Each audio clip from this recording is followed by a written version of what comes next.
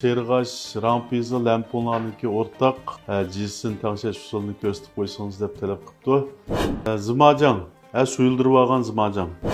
O'zimiz tangshab yesib olgan lozi qiyami. Birinchi qadamda bu serg'achninki luzisini yasaymiz. Qachig' to'kib sovutamiz. Dastlabda samsaq suvi, Apidan qanshib olgan lozi qiyami.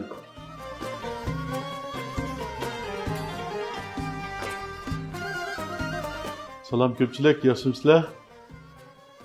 Bizning oldingi sonlardagi Inkas rayoniga nurg'unlagan ko'rarmanlar xat yozib, mushu serg'ach, rampizi, lamponlarniki o'rtaq jinsini tangshash usulini ko'rsatib qo'ysangiz deb talab qilibdi. Bugungi sonda jiz yasash to'g'riliq dars so'zlaymiz. Diqqatinglar ekranda bo'lsin. Jinsini tangshash uchun ketadigan materiallar asosliq puraqliq jupurmoq, cho'g'u, kavavchin, qo'zoqdachin, shakalbidyan, zanjibil, so'mpiyoz, bir tal tuxum. Samsaq suvi tayyorlash uchun ezib olgan samsaq. Serg'achni ustiga septirdiganga qaynoq suvda o'tkazib pishirib olgan chingsay. Yoki uyda tarxamak bo'lsa, tarxamakni inchik to'g'rab ustiga sepsak bo'ldi. Zimajang, suyuldirib olgan zimajang. O'zimiz tangshab yesib olgan lozi qiyami.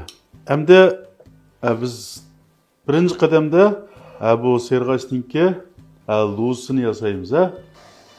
Qozonga suv quyib qaynagandan keyin so'mpiyoz, zanjibil, puraqliq jupurmoq, cho'g'u, kavavchin, qo'zoqdachin qatorliqlarni silib 20 minut atrofida suvni qaynatamiz. Ta'min chiqarib olib, bunun içine sağan materyallarını süzüyütümüz. Bunun temin tanış olumuz. Bunun tuz, akmoş, küçüktal navat sabettik. İşte kılıp içine sağan navatını eritiyütümüz. Ahırda az miktarda sınço koyumuz. Rengi müştak sağış alet kes buldu. Anamlıkken öl kraxmal verimiz. Quyuq suyuqlığımız aletde boz buldu. Hem de otunu öçürüyütüp, bir tal tuxumni müştak çekip, taz tekşi çağandan keyin, tuxumdan müştak çalımız. Bunu ilip, açık töküp soğutuyuz. Bu luzisini yasap bulduk. Hem de samsaq suyu yasaymiz. Samsaq suyu yasash uchun oldi bilan samsaqqa azroq yog'ni tushitib quyib, orqadan sovutilgan qaynoq suvni to'kib yasaymiz. Bizning hamman to'lovlarimiz bitib chiqdi. Endi bu serg'achni rastlash uchunmi buning tartibi bo'ldi. Bu tartib bo'yicha qo'yamiz. Dastlabda samsaq suyu, zimajang. Arkada bu luzu, bu luzuda jiqroq solamiz.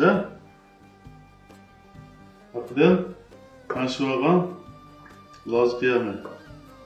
Oxirida ochiq suv. Eng oxirida suvdan o'tkazib pishirib olgan chingsay yoki tarxamak bo'lsa, inchik to'g'rab olgan tarxamakni ustiga to'kib rastlab bersak bo'ldi. Bugun oldik ko'pchilik. Bugun olgan bo'lsangiz yurak berib saqlaylik.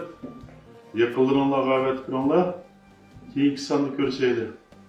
So'raydigan savollaringiz bo'lsa, Inkas rayoniga qoldirib qo'yinglar. Xayr xo'sh.